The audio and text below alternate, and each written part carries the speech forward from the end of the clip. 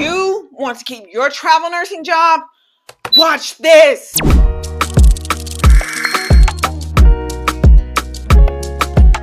Let's face it, nursing can be an unrewarding career. The shifts are tedious and unending. Salaries and compensations are ridiculously low. And we do so much work only to be ignored when the patient finally gets better. But I'm sure most of us would rather take these gruesome conditions than be out of a job. Have you seen the inflation rate in the United States lately? I've been a travel nurse for a long time, and I'm constantly reminded that I am not indispensable. There are more qualified nurses competing for travel nursing positions, so you, like me, can be easily just discarded like a piece of toilet tissue in the moment the hospital deems you surplus to requirements. It is a scary thought, I know, but that's the name of the game.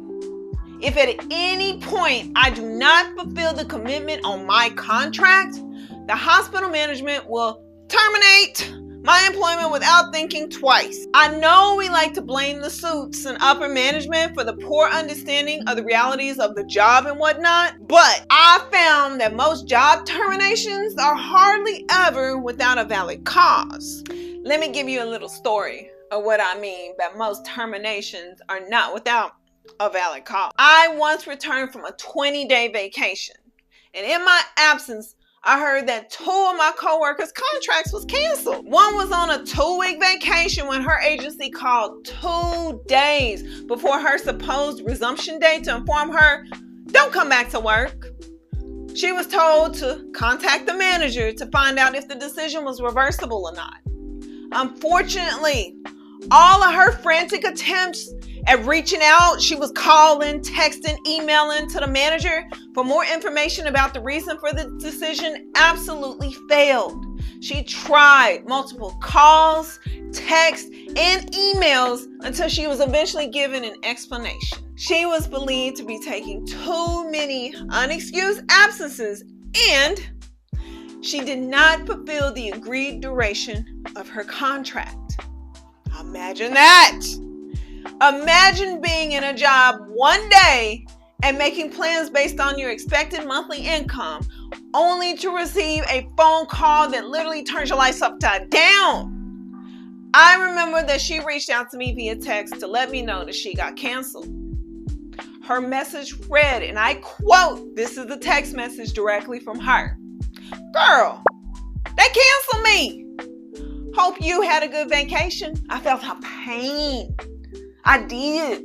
Understood the reason for her failure to meet her contractual obligation. I mean, she was constantly complaining about hating the assignment. Like, she hated the job. There was even a day, and I remember when she got so overwhelmed at the nurse's station, she literally broke down in tears at the nurse's station, boo-hooing because it was just too much for her. I don't think you qualify to be a nurse if you haven't had one of those days where you just want to find a closet and literally bawl your eyes out. It's pretty much an initiation ritual. Eventually, she began to enjoy the job thanks to me and the many other great people.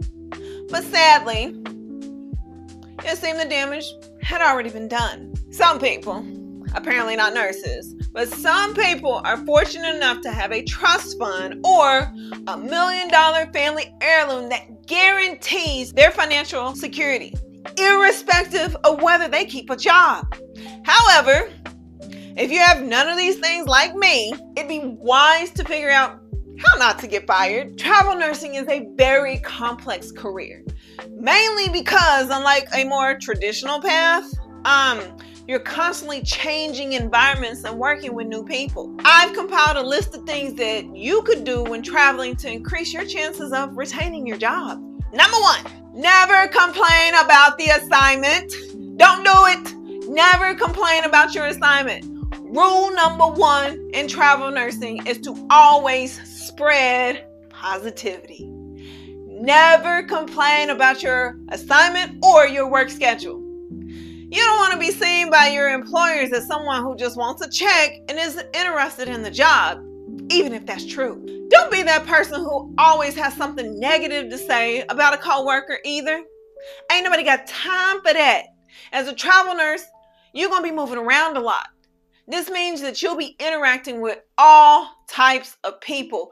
Every different type of personality that you can think of, you will be interacting with. With some, shit, you gonna hit it off like y'all done been besties for years. Number 2, don't miss shifts and not make them up. Sometimes things could come up and you'd have to miss like a shift or 2. That's not a problem. However, you should not make a habit out of it. Consistent absence is actually a breach of your contract and a valid reason to get fired. Plus, it's only right that you must make it up whenever you miss a shift. Number 3, don't cuss at work. I know it's hard, but don't cuss at work. I shouldn't even need to be saying this. Never, ever, ever, ever, ever, ever, ever, ever cuss at work where somebody can hear you. You need to tone it down on F-bombs and other words that people may find sensitive. This is not college anymore, and you are not Samuel L. Jackson, mother. You can't walk around yelling cuss words at any and everybody. There are consequences for foul language in an actual workplace. Swearing at your coworkers or staff, or even when you've had a long-ass day and are having a heart-to-heart monologue to vent your frustrations, it could cost you big time. Always stay humble. While it might feel great to brag about your finances or the fine dining on your lovely vacation destination in the summer, it's hardly ever a good idea. All it does is create envy and make people think you're trying to act all high and mighty. Like it or not, politics is just a part of the workplace culture, and politics is all about people. Everything becomes much more complicated if people do not like you, or if they get the impression that you think you are better than them. So, tone it down on how rich or connected you are, okay? Try to be more relatable instead.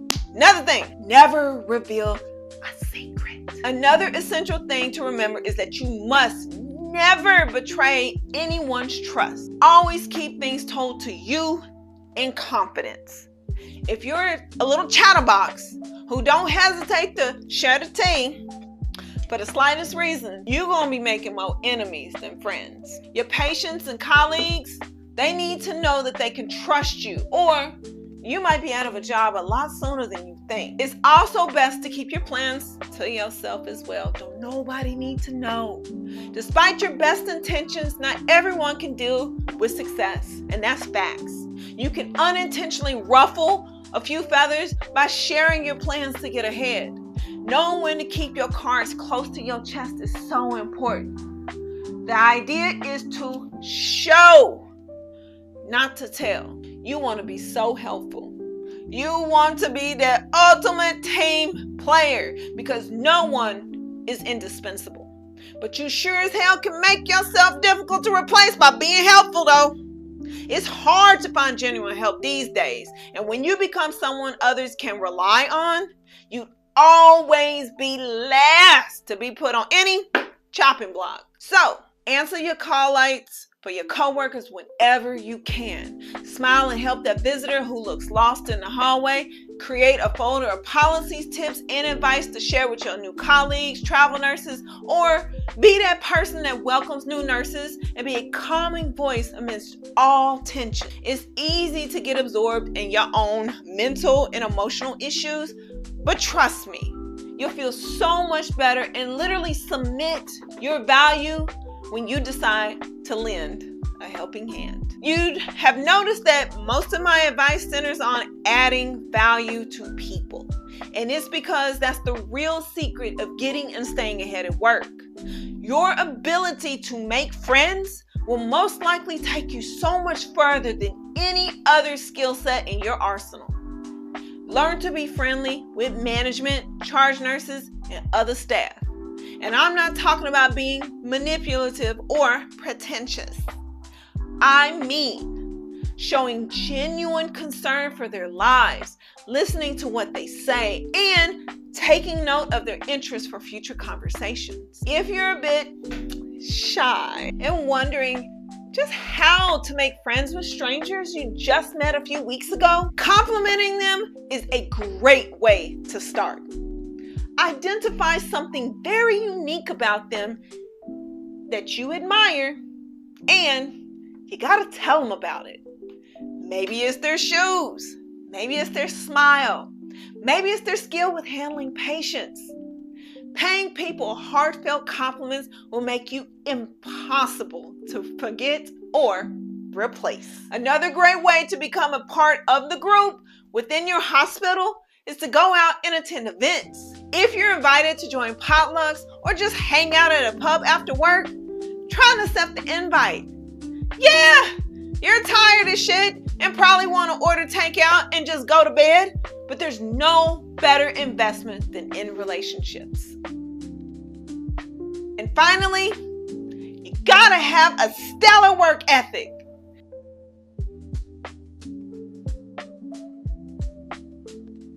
Nothing beats being good at your job.